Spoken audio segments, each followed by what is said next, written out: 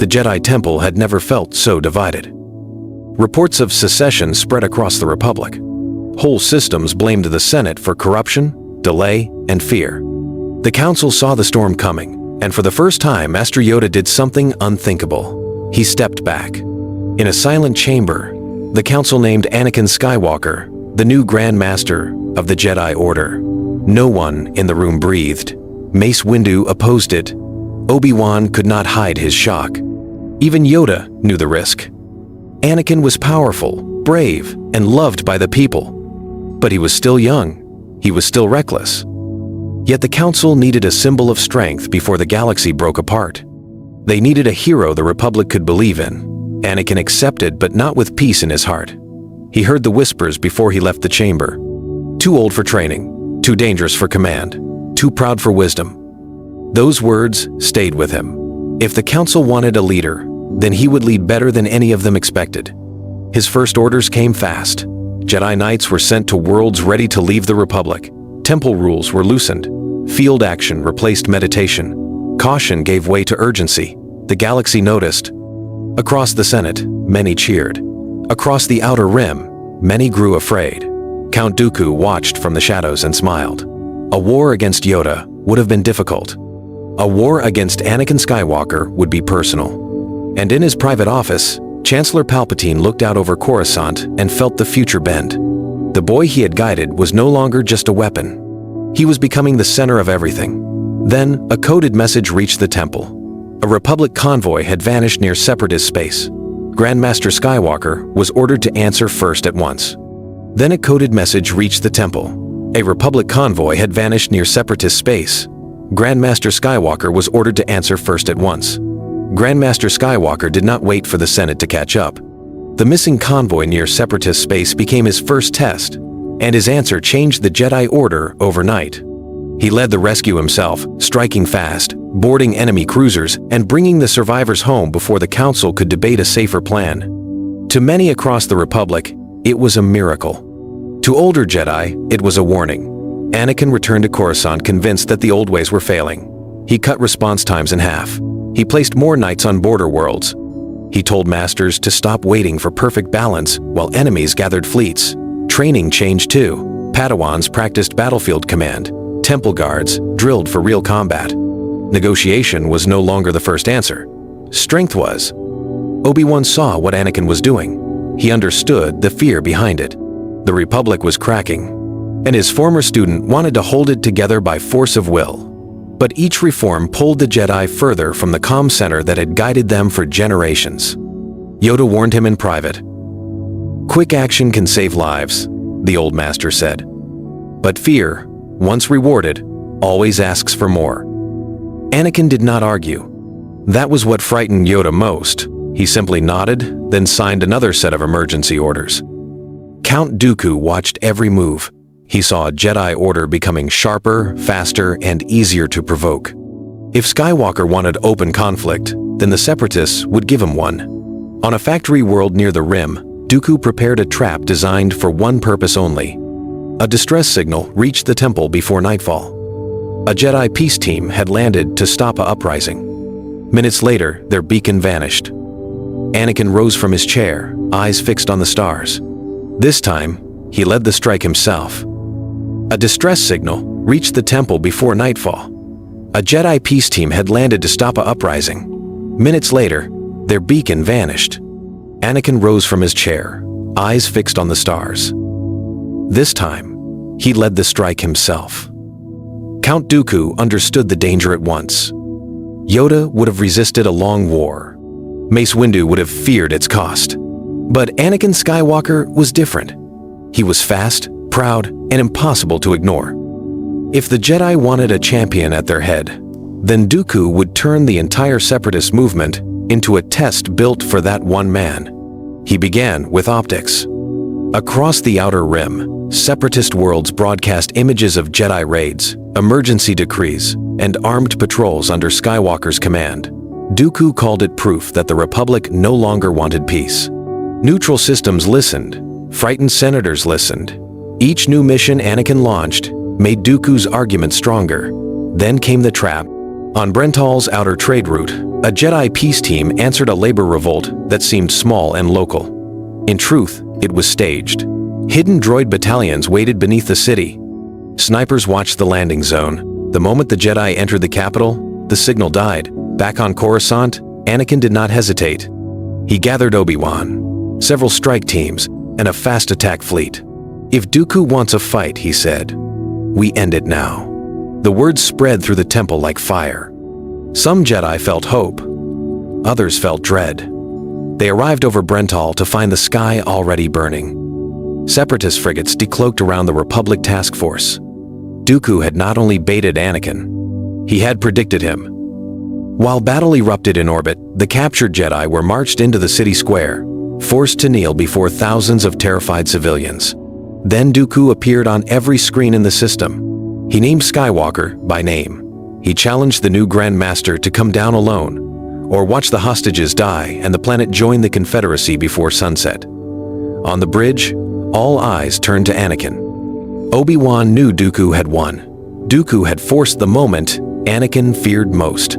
Not a battle of fleets, not a debate in the Senate. A choice. Step into the trap alone, or let the whole galaxy watch the Jedi fail. Brental changed everything. When Anakin descended alone to face Count Dooku, he did what no Grand Master before him would have done. He ignored the safer plan, cut through battle droids in the open streets, and freed the captured Jedi by sheer force. Civilians watched in shock as Skywalker fought like a storm. Dooku escaped, but the message remained. The Republic now believed only one man could hold the galaxy together. Palpatine made sure that belief grew stronger. In the days that followed, the Chancellor praised Anakin in private and in public. He called him decisive, where the Council was cautious.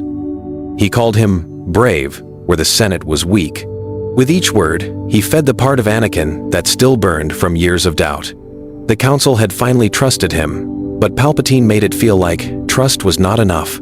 Control was what mattered. "You saved them because you acted," Palpatine told him. "If others had your clarity, this crisis would already be over." Anakin began to listen. More emergency powers were requested. More Jedi were sent into active sectors. More patrols appeared above restless worlds. When senators protested, Anakin saw delay, not principle. When masters warned against fear, he heard weakness, not wisdom. Even Obi-Wan struggled to reach him. The change was subtle at first. Then it was everywhere. Jedi commanders stopped asking what would keep the peace. They started asking what would end resistance fastest. That shift spread through the Order like fire through dry grass. Yoda saw the danger clearly. So did Windu. But Palpatine saw opportunity. Then came the next blow. A Senate transport carrying key Loyalist delegates vanished near Corellian space. Evidence pointed to a separatist strike. Panic gripped Coruscant. The Senate demanded a sweeping military response. Anakin stood before the Council, unblinking. He was done waiting. If the Senate wanted order, he would bring it through force. And somewhere behind, the fear spreading across Coruscant. Palpatine smiled. Because Skywalker had just taken one more step toward the darkness. Yoda and Obi-Wan watched the Order change from the inside. On the surface, Anakin's leadership worked. Border worlds were secured. Pirate raids were crushed in days. Separatist cells were exposed before spreading.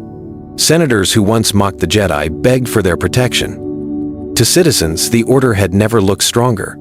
But inside the temple, something quieter was dying. Meditation halls sat empty, while strategy rooms stayed lit through the night. Padawans learned battle maps before they learned patience. Jedi Masters spoke more about victory, supply routes, and fleet positions than peace. Even the language of the Order began to change. Calm became hesitation. Mercy became risk. Restraint became weakness. Obi-Wan felt it every time he looked at Anakin. His old student believed he was saving the Republic. That was the tragedy. He was not acting out of cruelty. He was acting out of fear, fear of collapse, fear of failure, fear of losing those he loved. And the more success he won, the more that fear seemed justified. Yoda tried again to reach him. In the council chamber, he warned that the Jedi were becoming soldiers first and guardians second. Anakin answered with honesty. If we do less, worlds burn. If we hesitate, people die. No one in the chamber could deny it. That was what made the moment so dangerous. Anakin was not entirely wrong. Then the reports arrived from 3 mid-rim systems. Jedi-led crackdowns had stopped unrest, but civilian protests were growing. Local leaders accused the Order of Occupation. Across the HoloNet, Dooku seized the footage and declared the Jedi enemies of freedom. Obi-Wan looked toward Yoda. Yoda closed his eyes.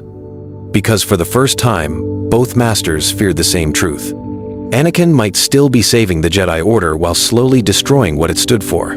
The Jedi were winning battles, but they were starting to lose themselves. And as doubt spread through the council, Anakin prepared his next move, unaware that the war outside was about to become personal. The Clone Wars began not with a speech, but with fire. After months of rising attacks, broken treaties, and vanishing convoys, the Republic finally answered with force. As Grand Master, Anakin Skywalker took command beside the new clone army, and from the first battle, he changed the shape of the war. He did not fight like Yoda. He did not wait like the Council. He struck first, moved fast, and gave the Separatists no time to recover. On Geonosis, he led a direct assault through the droid foundries, breaking the factories before they could flood the galaxy with war machines. Thousands of Republic lives were saved. Thousands more were spent to make it happen. The victories came quickly. So did the cost. Anakin pushed Jedi generals deeper into combat zones. He approved raids at night, orbital blockades, and aggressive sweeps through suspected separatist sectors. Worlds that welcomed the Republic called him a savior. Worlds caught in the middle called him something else. Obi-Wan saw clone troopers cheering Skywalker's name like he was already more than a Jedi. Yoda saw young knights learning to win before they learned when to stop. Each success hardened the Order.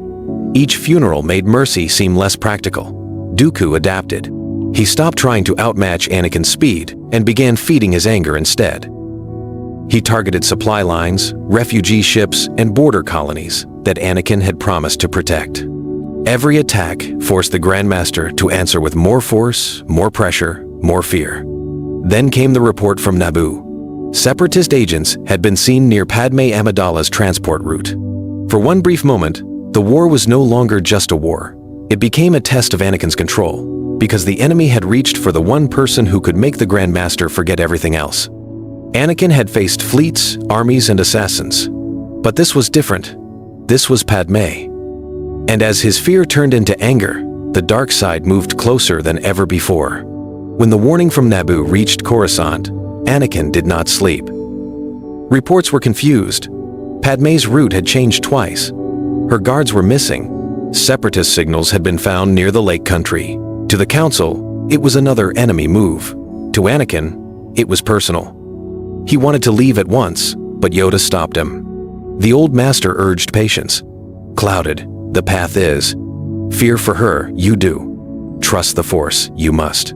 Obi-Wan said the same in kinder words. If Anakin abandoned command now, the front would weaken, and Dooku would strike somewhere else. But Palpatine offered a different truth. In a quiet office above the Senate, the Chancellor spoke to Anakin as if no one else understood him.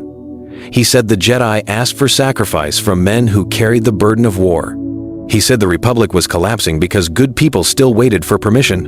Most of all, he said Padme would only be safe in a galaxy ruled by absolute order. Those words stayed with Anakin. For the first time, 3 paths stood clearly before him. He could obey Yoda and trust the Force. He could run to Padme and risk leaving the Republic exposed. Or he could do what fear demanded and tighten his grip on everything. He chose all 3. Anakin sent Obi-Wan to reinforce the front. He ordered emergency security powers over key systems.